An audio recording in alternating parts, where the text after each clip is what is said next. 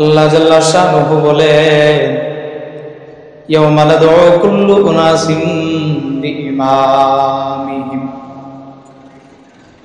আমি আল্লাহর দেয়া পার্থিব জগৎ থেকে বান্দা যেদিন মারা যাবে, আমি মাওলার হুকুম যেদিন আমার বান্দার উপরে পতিত হবে, মালাকুল মউতের সাথে বান্দার মুলাকাত হওয়ার পরে সেই বান্দা একটা দিন আমি আল্লাহ জাল্লা শানুহুর বিচার দিবসই আখিরাতে আমার সামনে হাজির হবে। আমি রব্বি কারীম দুনিয়াটা কিয়ামত করে দেওয়ার পরে বিচারের একটা কাঠগড়া দাঁড় করাবো।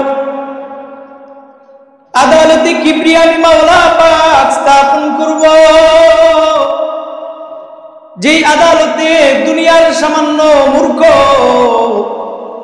ছোট বান্দাদের বিচার হবে না, সকল বিচারকের বিচারক দুনিয়াতে যারা ছিল তাদেরও বিচার এখানে হবে। কম বয়স্ক, বেশি বয়স্ক, জীব জানোয়ার যারা আছে সবার বিচার আল্লাহ স্থাপিত ওই কাঠগড়াতে আল্লাহ জাল্লা শানুহু কিন্তু নিবে। তবে সেই বিচারের দিনে শুধু ব্যক্তির হিসাবটা ব্যক্তির একার সাথে সম্পৃক্ত থাকবে না। খেয়াল করে কথাগুলো শুনবেন। দুনিয়াতে যদি কোনো সংগঠনের কেউ কোনো দায়িত্ব পায়, সেই দায়িত্বের ব্যাপারে বান্দার হিসেবটা হলো তোমাকে যে দায়িত্ব দেওয়া হয়েছে শুধু তাকে জিজ্ঞাসা করা যে তুমি তোমার দায়িত্ব পালন করেছো কিনা। কিন্তু ময়দানে মাহশারে আপনাকে তো ডাকা হবে শুধু একা না, আপনার সাথে সংশ্লিষ্ট যত মানুষ থাকবে সবাইকে শুধু আপনার হিসেবের জন্য ডাকা হবে। قال الله تعالى يوم ندعو كل ناس بإمامهم। মালিক আমার ডাক দিয়া বলেন, আমি মাওলা যেদিন আদালতে কিবরিয়া কায়েম করব, যেদিন আমি আল্লাহ সকল বিচারকের বিচারের জন্য আদালতে কিবরিয়া কায়েম করব, আদালতে প্রত্যেকটা মানুষকে আমি আল্লাহ উঠাবো তার ইমাম সহকারে। কি সহকারে? জোরে বলেন, কি সহকারে? ইমাম সহকারে। আল্লাহ বলেন নাই বান্দা তুমি একা উঠবা, তোমার জবাব তুমি দিবা, এরকম আল্লাহ বলেন নাই। স্পষ্ট ঘোষণা, ইয়াউমা নাদউ কুল্লু নাসিম বিইমামিহিম। ও বান্দা, ময়দানে মাহশারে আমি আল্লাহ প্রত্যেক ব্যক্তিকে যার যার নেতা সহ উঠাবো। দুনিয়াতে তুমি কার অনুসরণে জিন্দেগি পরিচালনা করেছো, দুনিয়াতে কার কথায় তুমি উঠেছো, কার কথায় তুমি বসেছো, তোমার সাথে সংশ্লিষ্ট ব্যক্তি যারা আছে একজনের হিসাবের জন্য সংশ্লিষ্ট সবাইকে একটা কাঠগড়ায় আমি মাওলাদার করাবো। বাইরে দুনিয়াতে তো চিন্তা করি শুধু আমারটা, আমি নিজের ভালোর চিন্তাটা শুধু আমি নিজে করি রে ভাই, কিন্তু আমার হিসাব তো শুধু আমি একা না, আমার অধস্তন যারা আছে এমন কতগুলো মানুষ আছে যে মানুষগুলার নেতা হইলাম স্বয়ং আমি। আছি না আমরা? এরকম কেউ আছি নাকি যে বলতে পারবেন যে আমি নেতা না? এখানে সবাই নেতা, যুবক বুড়া। কে বলেন খালি যে প্রধানমন্ত্রী হইলেই নেতা হওয়া যায় এরকম নাকি? আওয়ামী লীগের সাধারণ সম্পাদক আর সভাপতি হইলেই নেতা? আপনি যদি আপনার পরিবারে থাকেন, আপনি তো আপনার পরিবারের কি নেতা। কথা কিন্তু বুঝবেন। আমরা তো হুদা গেলি ওই রাজনৈতিক দলের যারা বড় বড় রাইয়ে হ্যাগরে গেলি নেতা বলি, অথচ আমি নিজেও কি একজন নেতা। ও ভাই, আল্লাহ যেদিন সকলকে নেতা সহকারে ডাকবেন, দুনিয়াতে তুমি আর আমি যেমন শুধু নিজের নিয়ে চিন্তা করি, নিজের নিয়ে চিন্তা করা কিন্তু কাজে আসবে না। আল্লাহ জাল্লা শানুহু যেদিন আপনার অধস্তন যারা, আপনার আয়াতে যারা, আয়াতুল যারা, তাদেরকে যখন বিচারের কাঠগড়ায় ডাকবেন, তাদের নেতা হিসেবে তাদের সাথে সাথে আপনাকেও তাদের কাঠগড়ায় দাঁড় করাবেন। হিসেব হবে তো একটা হলো আপনার, আর একটা হলো আপনার নিচে যারা।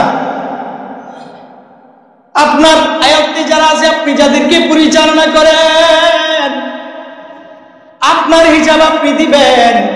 আপনার আয়তনে, আপনার ভিতরে যারা আছে, আপনার দায়িত্বে যারা, তাদের হিসাব নেওয়ার বেলায় কিন্তু আবার তাদের সাথে কাঠগড়াই দাঁড়াতে হবে। ও ভাই, যদি ময়দানে মাশারে আমার সন্তানের জন্য আমাকেও কাঠগড়াই দাঁড় হইতে হয়, তাহলে চিন্তা শুধু আমার থাকলে হবে না? সবাই নিয়ে চিন্তা করতে হবে, সবাই নিয়ে চিন্তা করতে হবে।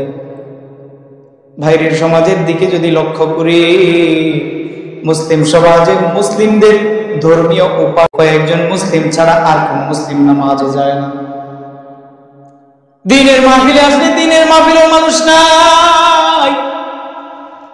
একই এলাকার মধ্যে হয় যদি কোন ধরনের কোন গানের জলসা, সেই গানের জলসাতে মানুষ বেশি, কারণ খুঁজে পাই না।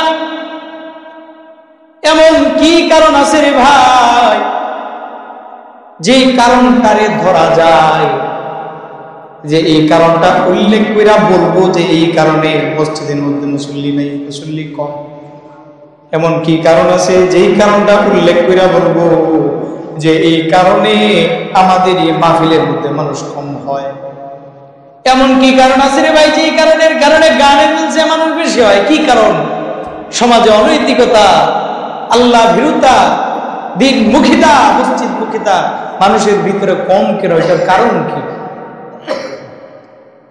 সূক্ষ্ম কারণের ব্যাপারে যদি আমাদেরকে জানতে হয়, তাহলে আমাদেরকে একটু তাকাইতে হবে প্রত্যেকটা ব্যক্তির জন্মের অবস্থার উপর।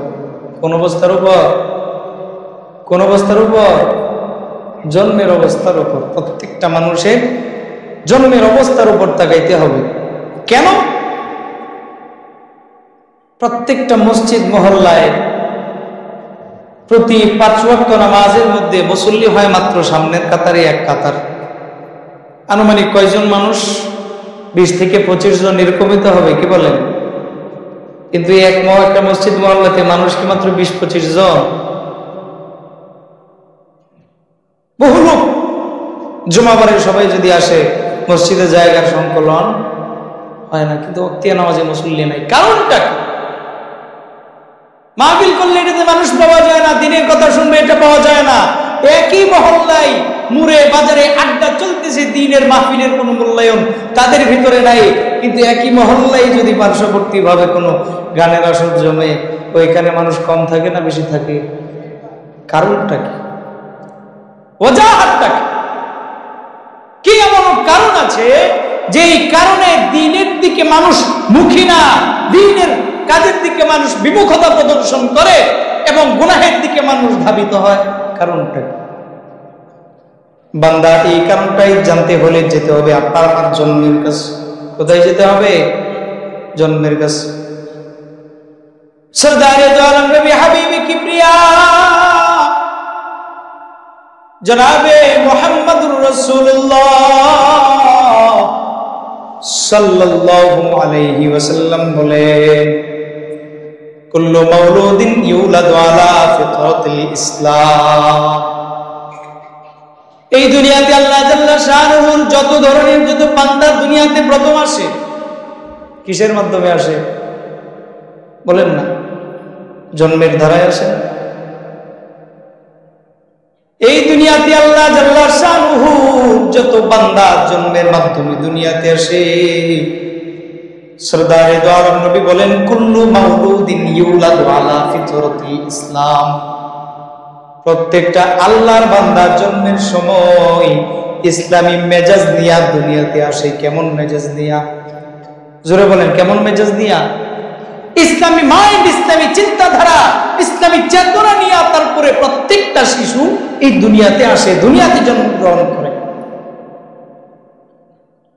জন্মের সময় আল্লাহর পক্ষ থেকে যে ইসলামের মহব্বত শিশু বাচ্চার দিলে ঢেলে দেওয়া হয়, যদি বান্দার বয়স হওয়ার পরে সেই মহব্বতটা দ্বীনের প্রতি ওই সন্তানের থাকতো, আজকের দিনে প্রতিটা ওয়াক্তের সময়ে মসজিদে জুমার মতোই মুসল্লিদের জন্য জায়গার সংকলন হইতো না। কিন্তু বান্দাদের জন্মের সময় যে মহব্বত মালিক দ্বীনের প্রতি ঢেলে দেয়, আস্তে আস্তে বড় হইতে থাকে তো ওই সন্তানের ভিতর থেকে দ্বীনি মেজাজ দূর হইতে থাকে। কি হইতে থাকে? দূর হইতে থাকে। হাদিসের মধ্যে সরদারে দো আলম নবী বলেন, সন্তানের ভিতর থেকে দ্বীনের মেজাজ দূর করার জন্য দায়ী হইল দুইজন। কয়জন? জোরে বলেন, কয়জন? কথা কিন্তু খুব খেয়াল করে শুনবেন। আপনার আমার চিন্তা ফিকির শুধু আপনারাই আমারে নিয়া, আমি কেমনে বাঁচবো, আমি কেমনে সুখে থাকবো, কিন্তু রে ভাই আর বহু চিন্তা আপনার আমার পড়ে রয়েছে। এগুলো সম্বন্ধে আপনি আমি জানি না, এগুলোর ব্যাপারে ধারণাই নাই।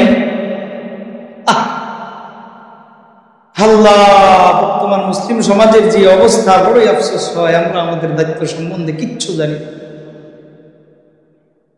সরদারে দো আলম নবী বলেন, যেই সন্তানটা দুনিয়াতে জন্মগ্রহণ করেছে ইসলামী মেজাজের উপরে, সেই সন্তানটা ইসলাম থেকে বিমুখ হওয়ার জন্য সর্বপ্রথম দায়ী হইল দুইজন। রাসূল বলেন, আন্না আবাওয়াইহি ইউহাব্বিদানিহি আও ইউনাসসিরানিহি আও ইউমাজ্জিসান। পিতামাতার সন্তানের সবচেয়ে মহব্বতের লোক না? পিতামাতা সন্তানের সবচেয়ে কাছের লোক না? জন্মের পর থেকে নিয়ে যদি এই শিশুটাকে কেউ সবচেয়ে বেশি মহব্বত করে থাকে, তারা দুইজন কারা? জোরে বলেন, তারা দুইজন কারা? হাজিরিনে মজলিস যারা আছেন এখানে, আপনারা সবাই তো বাবা হয়েছেন। কি বলেন? এলাকার মহল্লাতে যারা মহিলারা আছেন আলহামদুলিল্লাহ প্রায় সবাই তো মা। আমরা যারা হাজির আছি এরাও বাবা, বাহিরে যারা আছে তারাও কি বাবা। কিন্তু রে ভাই, আপনার আমার সন্তানটা যদি ইসলামী মেজাজের উপরে দুনিয়াতে আসে, সেদিনের পর থেকে মা বাবার আচরণের কারণে, মন্দ পরিবেশের কারণে সন্তানের ভিতর থেকে দ্বীনের মেজাজ আস্তে আস্তে দূর হইতে থাকে। কাদের কারণে? কাদের কারণে? জোরে বলেন, কাদের কারণে? মা বাবা বলেন না, বলেন আপনার আমার কারণে। কাদের কারণে? আপনার আমার কারণে। রাসূল বলেছেন, আমার জবানের কথা না, আমি বানায় বলছি, হুজুর হাদিস তো এটা রাসূলের কথা। আপনার আমার কারণে আপনার আমার সন্তান দ্বীনের মেজাজ থেকে, দ্বীন ইসলামের পথ থেকে বিমুখ হয়ে যাচ্ছে। মসজিদ মুখী যেটাই হওয়ার কথা, সেখানে মসজিদ বিমুখতা প্রদর্শন করছে, দ্বীন বিমুখতা প্রদর্শন করছে। কোরআনের আওয়াজ ভালো লাগে না, দ্বীনের আওয়াজ ভালো লাগে না। এই দোষটা কারণ না, আপনার আমার। সরদারে দো আলম নবী এটাই বলতেছেন, আন্না আবাওয়াইহি ইউহাব্বিদানিহি আও ইউনাসসিরানিহি। সন্তানের কোন মা বাবা আছে যারা মূর্তির পূজা করে। কিসের পূজা করে? কিছু কিছু বাচ্চার বাবা আছে এমন যারা আগুনের পূজা করে। কিছু কিছু শিশুদের, কিছু বাচ্চাদের বাবা এমন, যেই বাচ্চার বাবা গুলারা কোরআন বিরোধী, ইসলাম বিরোধী, দ্বীন বিরোধী, নবী বিরোধী। যদিও সন্তান দ্বীনের মেজাজের উপরে জন্ম নেয়, কিন্তু মা বাবার এই হালতের কারণে সন্তান দিন থেকে দূরে যায়, আস্তে আস্তে মা বাবার মেজাজ গ্রহণ করতে থাকে। এটা তো বিধর্মীদের জন্য। যারা মূর্তি পূজা করে তারা কি মুসলমান? ইহুদি তারা কি মুসলিম? যারা আগুনের পূজা করে তারা কি মুসলমান? তারা তো বাহিরের কথা। বাইরে ভাই, যদি মা বাবা মূর্তি পূজক থাকে, অগ্নি পূজক থাকে, ইহুদি থাকে, সন্তান যদি ইসলামের মেজাজের উপরে জন্মগ্রহণ করেও থাকে, মা বাবা মুসলিম না থাকার কারণে মা বাবা যেই ধর্মে, সন্তানও কিন্তু সেই ধর্মেরই হয়। কিন্তু রে বাবা, বুঝলাম যে অন্যান্য ধর্মাবলম্বীরা তাদের সন্তানকে তাদের ধর্মের অনুসারী বানায়, কিন্তু আমরা যারা মুসলমান, আমরা কি করতেছি? আমরা তো মূর্তি পূজক বানাই না, আমরা তো ইহুদি বানাই না, তা আমরা করি কি? আমাদের কাজ ছিল কি রে ভাই? আমার সন্তান যদি জন্মগ্রহণ করে দুনিয়াতে আগমন করেছে, সন্তানের প্রতি মা বাবার কিছু হক আছে না নাই? সেই সন্তানটাকে এমন ভাবে আস্তে আস্তে বড় করা যেভাবে বড় করলে সে আল্লাহর একজন খালেস গোলাম হবে, যেভাবে সন্তানকে লালন পালন করলে কোরআনমুখী হবে, যেভাবে সন্তান লালন পালন করলে সন্তানটা মসজিদমুখী হবে, দ্বীনমুখী হবে, ইসলাম প্রিয় হবে। এটা ছিল আপনার আমার হক সন্তানের প্রতি। কিন্তু রে ভাই, আজকে বড় দুঃখের বিষয় কি, খুঁজলে এমনও মা বাবা পাওয়া যাবে সন্তানের জীবনে নামাজের কথা কইছে কিনা তাও সন্দেহ আছে। তাও কি আছে? সন্দেহ আছে। তা আপনি আমি চিন্তা করি আপনারে আমারে নিয়া, আপনার আমার সাথে কিন্তু লোক এবার বাঁচতেছে, কি করতেছে? বুঝতেছেন তো কথা নাকি? আপনার আমার চিন্তা ফিকির ফোকাস শুধুমাত্র ব্যক্তির মধ্যেই সীমাবদ্ধ। আপনি আপনাকে নিয়ে চিন্তা করেন, আমি আমাকে নিয়ে চিন্তা করি। এবার দেখেন আস্তে আস্তে লোক সাথে বাঁচতেছে। শুধু যে একা উঠবেন হিসাব দিয়ে চলে যাবেন, এটা সম্ভব হবে না। ও ভাই, আপনি যদি নামাজি হইতেন সন্তানকে আঙ্গুলে ধীরে ধীরে মসজিদে নিয়ে যাইতেন। রাত্রি যখন শেষ হইত, দিনের শুরু ভাগে বান্দা যখন আল্লাহ জাল্লা শানুহুর ডাক মুয়াজ্জিনের কণ্ঠে হাইয়া আলাস সালাহ ভেসে উঠে, মুয়াজ্জিনের কণ্ঠে মুয়াজ্জিন যখন আল্লাহর আহ্বানটা নিজের কণ্ঠের দ্বারায় ভাষায়, আপনি যদি নামাজি হইতেন সন্তানের আঙ্গুলে ধরে ধরে লইয়া যাইতেন কোন দিকে? জোরে বলেন, কোন দিকে লইয়া যাইতেন? আপনি যদি নাও নিতেন তারপরেও সন্তান বলতো যে আব্বা আমিও যাব। বলে কি বলে না? শুক্রবারে বাবা তো সপ্তাহে ওয়াক্তিয়া নামাজ পড়েওই না। বাবা যখন আব্বা যখন যায় শুক্রবারে নামাজ পড়তো, ছোট ছোট বাচ্চারা কি বাপের পিছে বাজে কি বাজে না? সপ্তাহে কয়দিন? বলেন সপ্তাহে কয়দিন?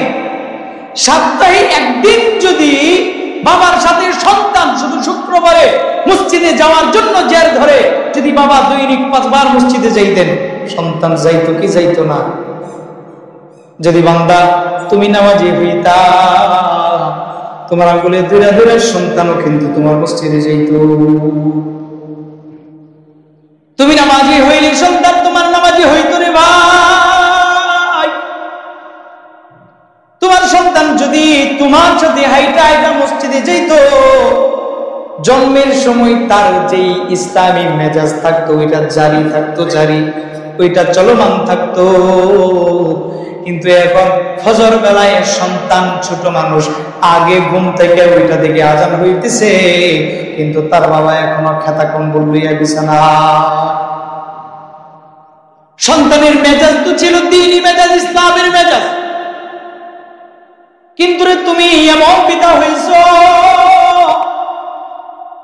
সন্তান এবার তোমারে দেখা দেখা শিখে যে বাবা যেমন চলে আমাকেও ঠিক তেমনই চলতে হবে। তুমি মসজিদে গেলে যেমন তোমার সাথে মসজিদে যায় অভ্যস্ত হইতো, আজান হইলেও যেমন তুমি শুয়া যাও, মনে করো শুয়ার মতোই তোমার মতোই সে এখন অভ্যস্ত হইয়া যাচ্ছে। 10 টাকা সন্তানের, বলেন না 10 টাকা আমার দোষ। হায়রে মায়ের কথা যদি বলি, যদি শুধু শুধু পুরুষের তো দোষ না, মা যিনি থাকবেন তিনি তো নিজেও নামাজি হইতে হবে। মা তার সন্তানকে সুন্দরভাবে সাজায় গুছায় দিবেন, মা তার সন্তানকে সুন্দরভাবে ওযু বানায়া সুন্দরভাবে পোশাকগুলা পরিধান কইরা মাথায় টুপি দিয়া সন্তানরে বলবে, সন্তান যাও, তোমার সৃষ্টিকর্তা তোমারে ডাকতেছে, তুমি তোমার সৃষ্টিকর্তার সাথে মুলাকাত কইরা আসো। কিন্তু রে ভাই, সন্তানের জন্ম হয়েছে ইসলামী মেজাজের উপরে। যেই সন্তানের মেজাজটা ছিল ইসলামী, তুমি তো বান্দা নিজের আদতের কারণে, নিজের বদ অভ্যাসের কারণে তোমার সন্তানের ইসলামিক মাইন্ড যেটা আছে ওটা তুমি ধ্বংস করে দিস, ওইটা তুমি নষ্ট করে দিস। এই জন্য মাওলানা কারীম বলেন, ইয়াউমা নাদউ কুল্লু নাসিম বিইমামিহিম। ও ভাই, চিন্তা শুধু নিজের কইরেন না, আমারও চিন্তা করতে হবে, আমার সন্তানেরও চিন্তা করতে হবে, আমারও চিন্তা করতে হবে, আমার পরিবারেরও চিন্তা করতে হবে। ময়দানে মাশারে মালিক যেদিন ডাক দিবেন আপনাকে, না আপনার কথা বাদ দিলাম, যেদিন আপনার সন্তানের ডাকবে, কারে ডাকবে? যেদিন আপনার সন্তানের মাওলা পাক ডাকবে, আল্লাহ জাল্লা শানহু জিজ্ঞেস করবেন, বান্দা আমি মালিকের দেয়া যৌবন তুমি কোন কাজে লাগিয়েছো? আমি আল্লাহর দেয়া হায়াত তুমি কোন কাজে কাটাইছো? কেন তুমি আমি মাওলার নাফরমানি করেছো? সন্তান যখন জবাব দিতে পারবে না, আল্লাহ জাল্লা শানহু যেই ফেরেশতাদেরকে নিয়োগ করে দিয়েছেন, তারা খাতার মধ্যে জাহান্নামীদের সিরিয়ালে ওই সন্তানের নাম লেখা দিবে। জাহান্নামের মালায়েকারা হাতে পায়ে শিকল লাগায় উল্টো করে টাইনা টাইনা জাহান্নামে নিয়ে যাবে। কোন দিকে যাবে? জাহান্নামের দিকে নিয়ে যাবে। এবার সন্তানের কি হাল?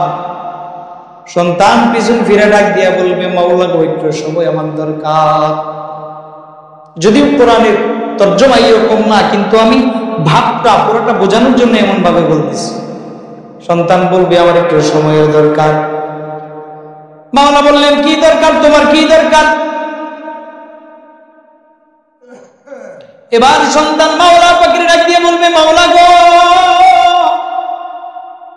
আমি তো আজকে আমার বদ আমলের কারণে জাহান্নামে যাই, কিন্তু আমার জাহান্নামে যাওয়ার কারণ শুধু আমি একা না, আরো কারণ আছে।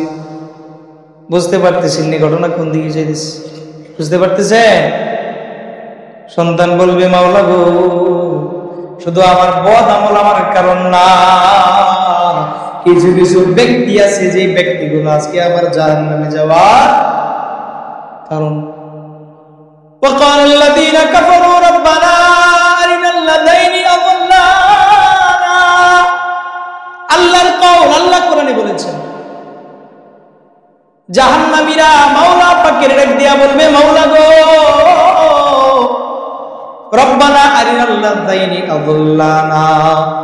আমি ভাব কথাগুলো বলতেছি, মাওলা গো যে সমস্ত ব্যক্তিগুলা আমারে পথভ্রষ্ট করেছে, ওই ব্যক্তিগুলারে আমি একটু দেখবার চাই, তাদেরকে হাজির করার দরকার।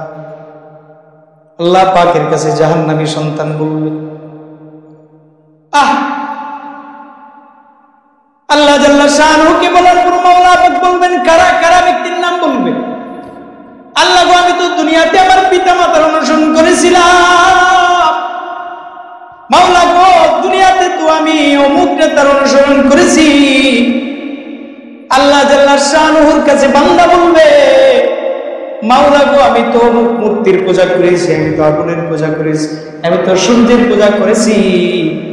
মাওলা পাকের কাছে ওই জাহান্নামী সন্তান এমন ভাবে শিকায়াত করতে থাকবে, কেন কেন তোমার কিসের দরকার তাদের, তুমি তাদেরকে দিয়া কি করবা? এবার ওই জাহান্নামী বান্দা মাওলা পাকের ডাক দিয়া বলবে, রব্বানা আরিনাল্লাযাইনি আযাল্লানা মিনাল জিন্নি ওয়াল ইনস। মানুষ এবং জিনদের থেকে যারা আমাদেরকে পথভ্রষ্ট করেছে, ওই বান্দাগুলোর সামনে দরকার কেন কেন? এবার ওই জাহান্নামী সন্তান ডাক দিয়া বলবে, মাওলা গো নাজআলহুমা তাহতা আকদামিনা লিয়াকুনা মিনাল আসফালিন। আমার মা বাবার আজকে আমার সামনে হাজির করা হোক, আমার ওই নেতাকে আমার সামনে হাজির করা হোক, যাদের কারণে দুনিয়াতে দ্বীনের রাহে চলতে পারি না, যাদের কারণে ইসলামী মেজাজের উপরে বহাল থাকতে পারি নাই। কেন কেন কেন দরকার? কয় আজকে তাদের বক্ষের উপরে পাড়া দিয়া দিয়া জাহান্নামে যাব। কোথায় পাড়া দিবে?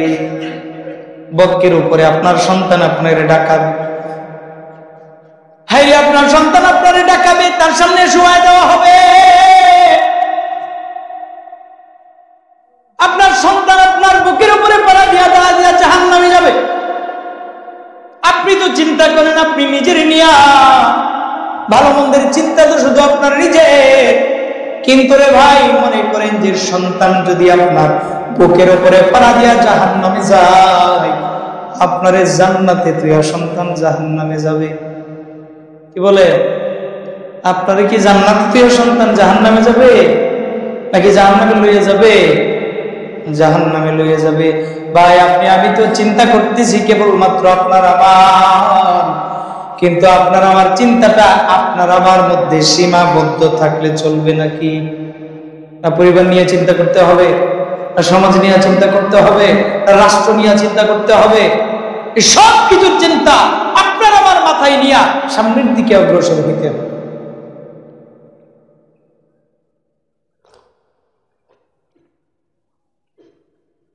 এবার বুঝেন, আপনি একা হাঁটতেছেন, এটা কখনোই সম্ভব নয়। লোক আস্তে আস্তে আপনার সাথে জমতেছে। আপনার ছোট ভাইটা যে ছিল সেও আপনার ডাকবে, আমার গার্জিয়ান ছিল আমার বড় ভাই। হাই রে, আপনার ছোট ভাইয়ের সামনে আপনাকে হাজির করা হবে। আপনার ছোট ভাইটাও আপনার বক্ষের উপরে পাড়া দিয়া দিয়া জাহান্নামে যাবে। আপনাদের যাদের মা বাবা আপনাদের হক আদায় করে নাই, আমি যদি জাহান্নামে যাই, আমি কিন্তু আমার মা বাবারে ডাকাবো, আপনি আপনার মা বাবারে ডাকাবেন। ডাকায় ডাকায় বক্ষের উপরে পাড়া দিয়া তারপরে জাহান্নামে যাবে। তাহলে রে ভাই, প্রত্যেকটা সন্তান জন্মগ্রহণ করে ইসলামী মেজাজের উপরে। কিসের উপরে বলেন? কিসের উপরে? ইসলামী মেজাজের উপরে। কিন্তু সেই সন্তানের দ্বীনি মেজাজটা নষ্ট করার জন্য দায়ী কয়জন মানুষ? জোরে বলেন, কয়জন মানুষ? পিছনের ওয়াজ মনে আসেনি? কয়জন মানুষ দায়ী? একজন হইল, আর একজন হইল, সবাই বলেন, একজন হইল আর একজন হইল, বলেন না, একজন হইলাম আমি আর একজন হইল আমার সহধর্মিনী। মিশা কইছি? মিশা তো কই নাই। যদি পরীক্ষার জন্য বলি, একজন লোক দাঁড়াবেন, দাঁড়িয়ে বুকে হাত দিয়ে বলবেন যে আমার অমুক সন্তান পৃথিবীতে আসার পরে আমার কাছে তার প্রাপ্য যে হকগুলা ছিল, হকগুলা আমি আদায় করেছি। একজন লোককে বুকে হাত দিয়ে দাঁড়ায় বলতে পারবে? বলতে পারবেন না। ময়দানে মাহশারে ভাই আপনার আমার হালত কেমন? আল্লাহ হেফাজত করুন। এতটুকু সাহস আপনার আমার দিলের ভিতরে নাই যে দাঁড়ায় বলবো যে আমি আমার সন্তানের হক আদায় করেছি। বিট্টুমারা হুজুরের সামনে 10 জন মানুষের সামনে দাঁড়ানোর শক্তি নাই। ময়দানে মাহশারে যেদিন তামাম পৃথিবীর সকল নবীগণ হাজির থাকবেন, ময়দানে মাহশারে যেদিন পৃথিবীর সকল মানুষ হাজির থাকবেন, সেই দিনে আপনার আমার হালতটা কেমন হবে ভাই? চিন্তা করার দরকার আছে না নাই? তাহলে আমাদের চিন্তাটা কি শুধু ব্যক্তির মধ্যে সীমাবদ্ধ রাখলে চলবে না? সবাইকে নিয়ে, কি বলে, সবাইকে নিয়ে চিন্তা করতে হবে না? তাই এখন আমাদের কাজটা কি? আপনারা যারা বৃদ্ধ, বয়স হয়ে গেছে, মোটামুটি সবাই তো বৃদ্ধ, এন যুবক মাত্র বেশ গোনা বাসা কয়েকজন। এখনকার সময়ের যুবকের কাছে ওয়াজ মাহফিলে তো ভালো লাগে না। আজকে যদি এখন নাচানাচির লুকাইতো, মাঠে জায়গা তেমন গেলে হইলে নাকি ছোট একটা গল্প মনে হয়ে গেছে কইতাম। মানে আমরা হালত কেমন? আমরা আল্লাহর ইবাদত করতাম চাই না, কিন্তু ইবাদতের বুঝতে পারা যে প্রতিফলটা, এটা খালি আমরা খাবলা এলো যেতাম চাই। নামাজ পড়তাম চাই না, হেন জান্নাত যেতাম চাই দৌড় মারি। মিশা কইছি নি? ছোট্ট একটা ঘটনা মনে পড়ছে। মুসলমানদের হালত কেমন বোঝানোর জন্য বইলেই ফেলায়, যেহেতু স্মরণ হয়ে গেছে। 2 বন্ধু সব ঘরে বেরোইছে, বেরোইছে টার্গেটটা তাদের বহুদূর, 2টা মরুভূমি পার হইয়া তারপরে তাদের গন্তব্যে পৌঁছতে হবে। মরুভূমি তো বুঝেনি 10 হাত লম্বা, 20 হাত লম্বা না, এক মাথা তো আর এক মাথা যেটা দেখা যায় না। এটা 2 বন্ধু যখন যায়, একটা সময় চিন্তা করলো যে আমাদের উভয়জনের পেটে যেহেতু ক্ষুধা লাগছে, আমরা একটা গাছ তলে বসি, অল্প স্বল্প পাক শাক করিয়া খাওয়া দাওয়া করিয়া আবার আমরা কি করি, রওনা দিই। 2 বন্ধু বসছে গাছের তলায়। বসে এক বন্ধু বলতেছে যে দোস্ত, তুমি একটা কাজ করো, একটু দূরে বাজার থেকে অল্প কয়েকটা জিনিস তরি তরকারি আমি কিনে আনি। আমরা তো লাকড়ি লইয়া সফর করি না, আমরা সফর করলে লাকড়ি লইয়ে যাই। কি লইয়ে যাই বলেন তো? বাড়ির মধ্যে 2-4টা মোটা মোটা বলি বলি রুটি এটা লয়ে যায় না, বন্ধু গেলে ভাত লয়ে যায় না, খড়ি লয়ে যায় বলে বাইন্দে খায়া। এক বন্ধু কইলো যে বন্ধু আমি যাই বাজার থেকে একটা তরি তরকারি আনি, তুমি দেওয়ার কাছে 2-1টা লাকড়ি ফারণ যায় কিনা। এই মুহূর্তে যে বন্ধু কথাটা বলছে, যেটা বাবা হেঁটে কয় শ্রী দোস্ত হাঁটতে হাঁটতে আমার পায়ে দুটি এমন ব্যথা হয়েছে, আমি যে গাছে উঠবাম উঠতে যে খড়ি ফারবাম এই শক্তিটা আমার শরীর নাই। তা হ্যাঁ বন্ধু কইতে চাইছে, বন্ধু তুমি যেহেতু একটু ক্লান্ত আছে আমি করি। বাজার থেকে তরি তরকারি আইনা সেই বন্ধুটা নিজে নিজেই লাকড়ি পারছে। লাকড়ি পাইরে যখন জাল ধরাইছে, বন্ধুরে বলতেছে যে বন্ধু তুমি ভাতের নিচে একটু জাল দাও, লাকড়ি হাঁটান দাও, আর আমি তরি তরকারি গুলা কাটি তৈরি করি তরকারির জন্য। আর বন্ধু কয় শ্রী এতটা ধৈর্য আমার নাই যে শুয়ে থেকে ওইটা আমি একটু বয়ে বইয়া এই কাজটা করবো, এদেরও ধৈর্য নাই। তা ওই বন্ধু নিজে নিজেই তরকারি কাটছে, নিজে নিজেই জাল আড়ানে দিস আকশা করতেছে। এবারে যখন বললো যে বন্ধু তুমি ভাতটা একটু আলাদা করে একটু আওলায় থাও, অল্প একটু ঠান্ডা হোক, আমি তরকারিটা পাকাই। বন্ধু বলে রে ক্লান্ত শরীর এখন উঠতে এই গরম ভাতের মধ্যে ধরবো, একটু কষ্ট হবে না? ওই বন্ধু একা একা ভাতটা সবকিছু একটু আওলাইছে, তরি তরকারি সব কাটছে। এবার বন্ধু কই বন্ধু কিছু তো করলেন, এবার উঠতে তোলা খাইলো। যে বন্ধু হুতো না, হ্যাঁ কি কর্মট না আইলসা, আইলসার ঘরের আইলসা না, এটা আইলসার ঘরের আইলসারে কয় কয় দোস্ত এবার উঠো উঠতে তোলা। এখন বন্ধু হইতে রয়েছে, আইলসা বন্ধু ডাক দিয়ে কয় ওই দোস্ত এতক্ষণ ধরে হাত দাসো কিছু করি না, আচ্ছা তখন যখন হাত দাসো শেষ মেশ তে উঠতে তোলা খাইয়াই সিস্টেমটা বুঝছেন নি, এখন তোলা খাইয়া হইল। ওই অলস বন্ধু যেমন ভাবে চিন্তা করলো যে আমি কিচ্ছু করব না কিন্তু ফলাফল আমার সমান, কর্মর যেই বন্ধু সে যত্তানি খাইছে ভাগ করিয়া আইসা যেটা হেঁটাবো উঠতি হয়ে গেছে। আমরা বর্তমান সমাজের মুসলমানদের হালাত হলো এরকম, আমরা আমি খামসায় খামসায় নামাজ পড়ে যাই জান্নাতে যাইতাম, আর এখনকার যুবক বেনামাজিরা মনে করে পুনাহুনি জান্নাতে যাবে। বুঝি তো গা বুঝুনি আমরা সিস্টেমটা, আমাদের হালাত হলো এরকম। মাওলার জান্নাতে চাইলেই কি যাওয়া যায়? কিছু ঘাটফাট আছে, কিছু সিঁড়িটিরি আছে, এগুলো আমাদেরকে বায়া যেতে হবে না। আমাদের মুসলমানদের হালত হলো এরকম। কিন্তু রে ভাই আমাদের যাদের সন্তান হওয়ার সম্ভাবনা নাই, যাদের সন্তানেরাও হয়ে গেছে বয়স্ক, পিতার কথা তেমন বেশি মানতে চায় না, তারা আমরা আমাদের সন্তানদেরকে কি করব?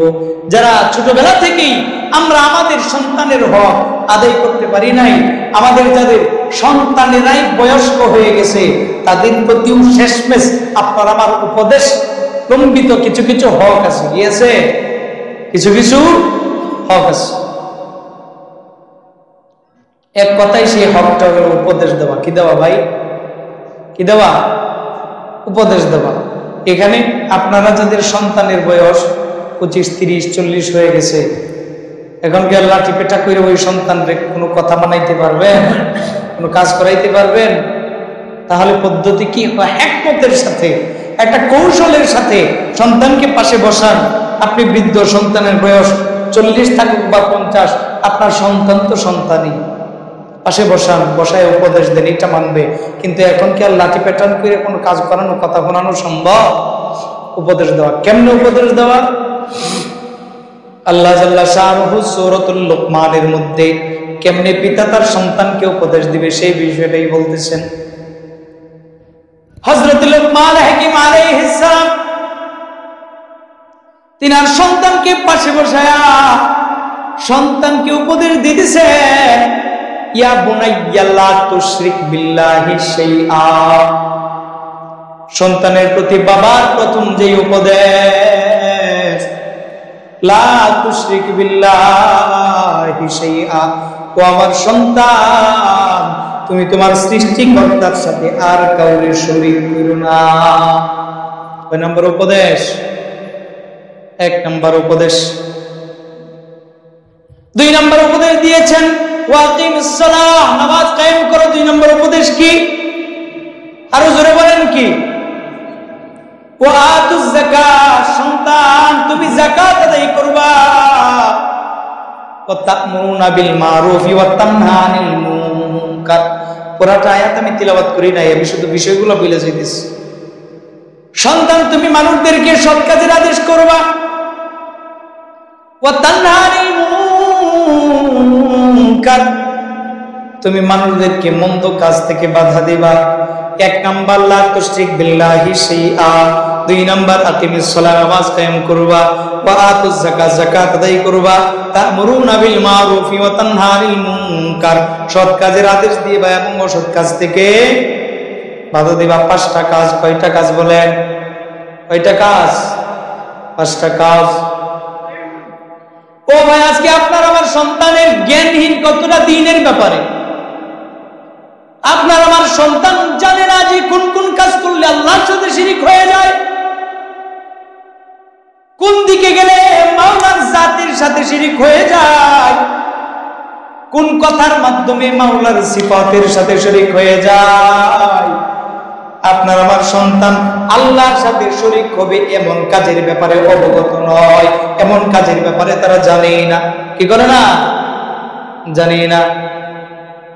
কখনো কখনো হালত হইল এমন, বহু মানুষ আছে যারা নামাজের ভিতর বাহিরের ফরজটা পর্যন্ত জানে না।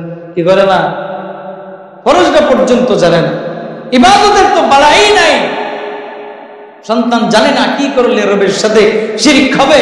নামাজের ফরজ কয়টা, নামাজের বাহির ভিতর, নামাজের সুন্নত ওয়াজিব কয়টা, এগুলো কেউ বলতে দিন থেকে কতটা দূরে। সন্তানকে পিতা উপদেশ দিতেছে লা তুশরিক বিল্লাহি শাইআ,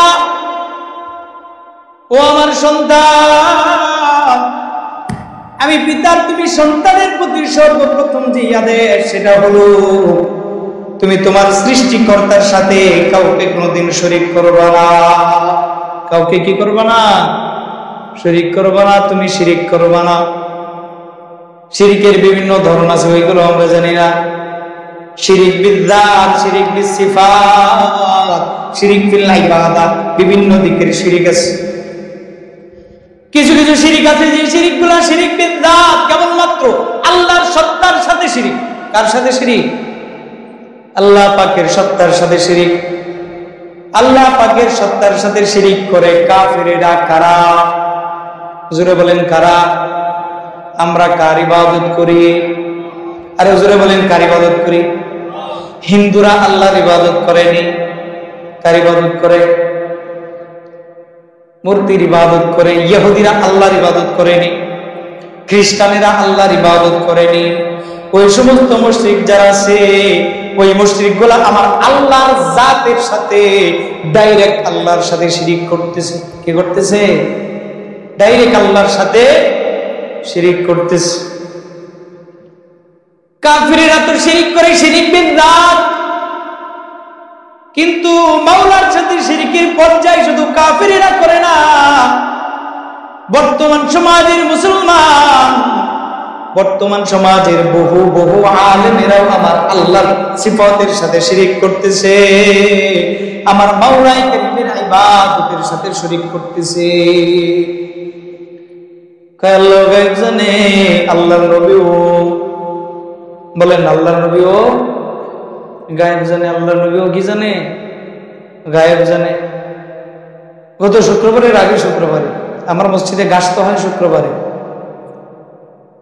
তো শুক্রবারে মাগরিব নামাজ পড়ে আমি বয়ানে বসছি, আল্লাহর সাথে শিরিক এ বিষয় নিয়ে কথা বলতে যাই আমি বিষয়গুলা ওয়াজাহাত করেছি। যারা মুসল্লি ছিলেন আমার, তাদেরকে স্পষ্ট করেছি যে এই এই জিনিসগুলো হলো শিরিক বিজ্জাত, এইগুলা শিরিক বিসিফাত, আর এইগুলো শিরিক ফিল ইবাদা। ওইখানে একজন লোক ছিল যে যার ধারণা হলো নবী গায়েব জানেন। কি জানেন? তিনি আসছেন, আয়েশা বললেন যে হুজুর, নবী যে গায়েব জানে, আমরা কোন পর্যায়ে বিশ্বাস করি জানেন? আমি কোন পর্যায়ে?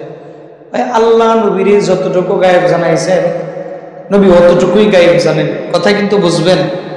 আল্লাহ পাক নবীকে গায়েবের, গায়েব মানে অদৃশ্য, গায়েব মানে কি? আখিরাত কি আমাদের সামনে না অদৃশ্য? কবর কি আমাদের সামনে না অদৃশ্য? ফেরেশতা কি সামনে না অদৃশ্য? এইগুলাই এক কথাই ধরেন গায়েব। তা আল্লাহ তার নবীকে যতটুকু গায়েবের খবর জানিয়েছেন, নবী এই পরিমাণে গায়েব জানে। নবী কি করে এই পরিমাণে? তা এই দিক থেকে যদি আপনারা বলেন এই যুক্তিতে যে আল্লাহ তার নবীকে যতটুকু গায়েব জানিয়েছেন সেই হিসেবে নবীও গায়েব জানে, যদি এই দিক থেকে নবী গায়েব জানেন, আমরাও তো কইতাম পারি যে আমরাও তো গায়েব জানি। হাসরের ময়দানে কি হবে না হবে এগুলা কি আমরা জানি না?